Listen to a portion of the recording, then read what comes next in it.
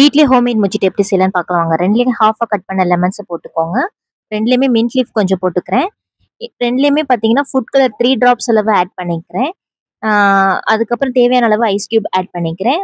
ஒரு டம்ளரில் மட்டும் பார்த்தீங்கன்னா நான் 1.5 டேபிள் ஸ்பூன் அளவுக்கு சுகர் பவுடர் ஆட் பண்ணியிருக்கேன். பவுடர் ஆட் பண்ணுங்க, அப்போ தான் சீக்கிரம் டிசால்வ் ஆகும். சுகர் ஆட் பண்ணிங்கன்னா கரைய லேட் ஆகும். இப்போ பார்த்தீங்கன்னா ஒரு டம்ளரில் நான் சோடா ஊற்றுறேன். சோடாவில் உங்களுக்கு எந்த ஒரு ஸ்வீட்னஸும் இருக்காது. ஸோ அதனால தான் நான் அதில் மட்டும் சுகர் பவுடர் 1.5 டேபிள் ஸ்பூன் அளவுக்கு ஆட் பண்ணேன். டெக்கரேஷனுக்கு லெமன்.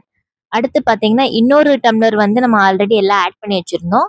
அதில் இப்போ பார்த்தீங்கன்னா 7up ஆட் பண்ணுறேன். 7up பார்த்தீங்கன்னா சுகர் கண்டென்ட் அதிகமாக இருக்கும். ஸோ அதனால அதில் நான் சுகர் பவுடர் ஆட் பண்ணல. சோடா போட்டு உங்களுக்கு குடிக்க விருப்பம் இருந்துச்சுன்னா நீங்கள் சுகர் பவுடர் ஆட் பண்ணி சோடா ஊற்றி குடிங்க. இல்லைன்னா 7up ஊற்றுனீங்கன்னா வீட்டிலே homemade 2 types of homemade mojito ready ஆயிருக்கும்.